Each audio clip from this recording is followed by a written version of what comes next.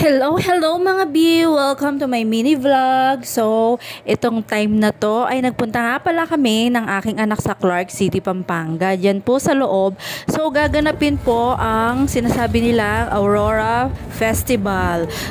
May mga singer po dyan na 6 sila.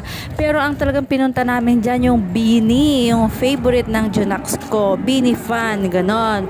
Kasi kablooms itong anak kong to, pati ang mami niya na may maaari naman ako makapigil.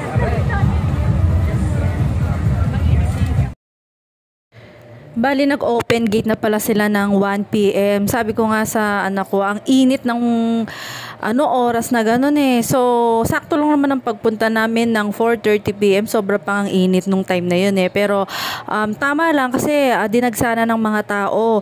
Tapos, naghintay din kami ng mga ilang minutes o hanggang inabot na kami ng oras. Doon pa lang nag-start. Gabi na rin, ginabi na rin kami. Buti nga matyaga yung anak ko eh. Tapos, huling-huli pa yung favorite singer niya, yung group ng mga Bini. Huling-huli pa talaga. Ayun, inabot nga kami ng madaling araw. Tapos, pati ulan, inulan din kami dyan. Okay lang yun kasi first time din niyang makanood eh. Ang saya naman, syempre happy din ng mami.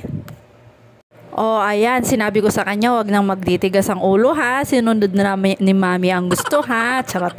Siyempre, para kasi sa anak ko, alam mo naman yung ganyan din naman ako eh. Nung kabataan ko, may mga idol din ako. Siyempre, love natin ang mga bata. So, pagbigyan din natin, lalo na pinag-ipunan ko naman ito eh. Since nung last year pa to. Tapos, ayun nga, natupad din. Super happy mommy ako talaga. So, hanggang dito na lang po ang aking video. Thank you for watching. Have a blessed weekend. Bye.